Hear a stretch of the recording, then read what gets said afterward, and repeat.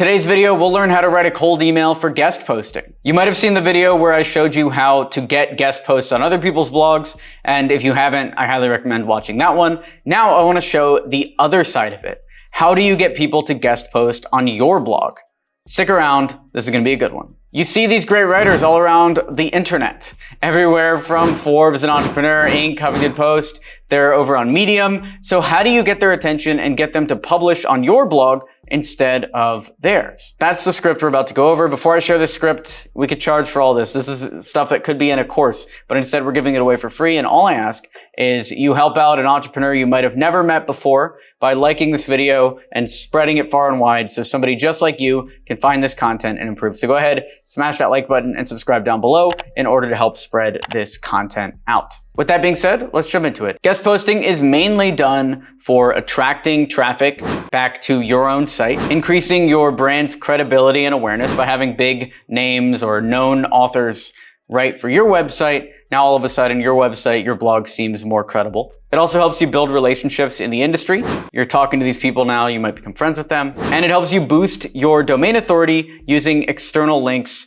to high authority domains. So it's good for SEO to have big name authors linking back to you to show people the article that they wrote for your website. Here's how to find people to guest post on your blog. What I would do to find people that are open to guest posting is go to a website like Forbes.com that has a lot of guest posters and look at the people that are contributing. The more specific you can get with the niche, the better. So for instance, for us, we wouldn't really talk about money. We would talk probably more about business.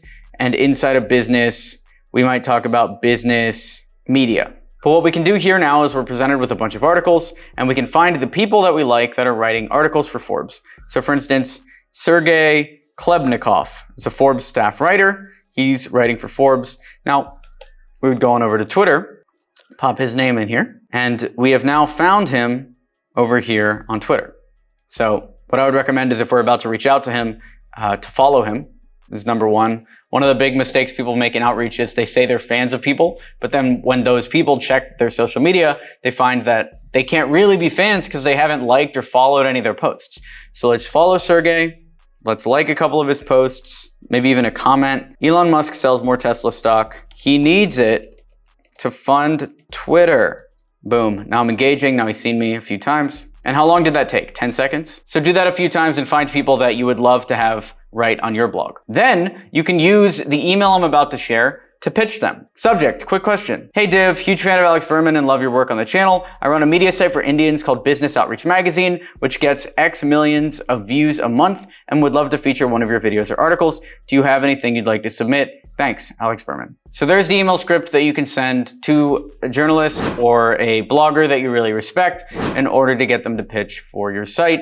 You'll customize that, of course. This is a cold email campaign that we wrote for Business Outreach Magazine, but you can write your own magazine, obviously, or write your own blog or whatever you want in there in order to establish trust, relevancy, and authority. So you saw the script. To recap, your cold email should have an engaging subject line. It should have an appropriate introduction and a personalized opening. It should have information about the post or the topic that you want, a solid call to action, and an email signature that shows that you mean business. Here's an example of the email signature that we use in our cold email. Notice it's simple. There's no extra images. There's no extra anything. It just gives you the exact information you need in order to establish credibility and nothing else. If you want to learn more about lead generation and have me help you out in live weekly calls, then be part of our community of awesome people. You can join by going to email10k.com and I'll see you inside. Thanks for watching the video. Be sure to smash that like button to encourage this type of content on YouTube. Subscribe for more videos like this, and I'll talk to you soon. Thanks for watching. I'm Alex Berman.